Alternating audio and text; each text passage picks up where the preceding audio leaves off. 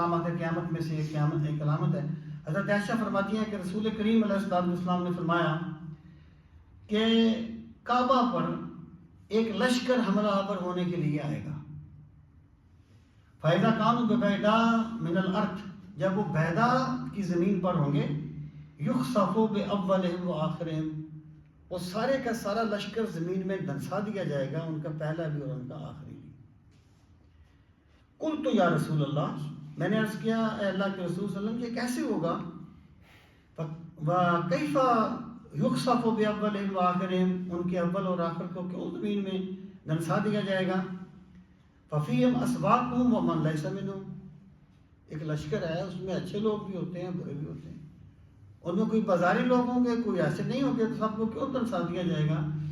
قَالَ يُخْسَفُ بِأَوَّلِهِمْ وَآخِرِهِمْ، آپ نے فرمایا ان کا اول آخر جو ہے وہ زمین میں دھنسا دیا جائے گا. ثُمَّ يُبْعَثُونَ عَلَى نِيَّاتِهِمْ، پھر ان کی نیتوں کے مطابق ان کو اٹھایا جائے گا. مطلب کیا ہے؟ دیکھیں، یہ جب زلزلہ آیا تھا نا تو بچے، بہت سے بچے مر گئے تھے، تو اس وقت لوگوں نے پھر بڑی وہ باتیں کی کہ ان بچوں کا کیا قصور تھا، یہ کیوں مر گئے، تم کہتے ہو زلزلے گناہوں سے آتے ہیں، تو بچوں نے تو گناہ نہیں کیے تھے، جانور مر گئے. تو اس وقت میں نے ایک آرٹیکل لکھا تھا، تو میں نے اس میں یہ کہا تھا کہ دیکھو، ہر بندے کی موت کا ایک وقت لکھا ہے اللہ تعالیٰ نے. تو یہ ضروری نہیں ہے ایک چھت کے نیچے اگر 5 بندے مر جاتے ہیں، 10 بندے مر جاتے ہیں فرض کر، اس کا یہ مطلب نہیں ہے کہ وہ لازمی طور پہ گناہ گار ہیں سارے، یا وہ سارے گناہ گار ہیں. مطلب یہ ہے کہ موت اس کی وجہ سے لکھی تھی آ گئی.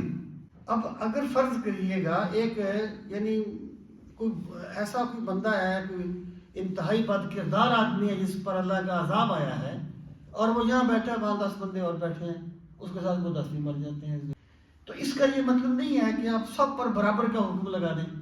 اس کا مطلب یہ ہے کہ جو مجرم تھا وہ سزا پا گیا، اور جو بے گناہ تھا، اور وہ تو جو چھت کے نیچے دب کے مرنے والے کو اللہ شہادت کا درجہ دیتا ہے، زلزلے میں مرنے والے کو اللہ شہادت کا درجہ دیتا ہے.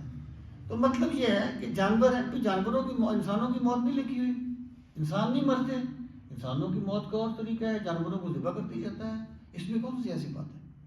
تو اب دیکھیں یہ سارے کے سارے دھنس جائیں گے، سرکار نے دھنس جائیں گے سارے، لیکن اٹھیں گے اپنی اپنی نیتوں پر.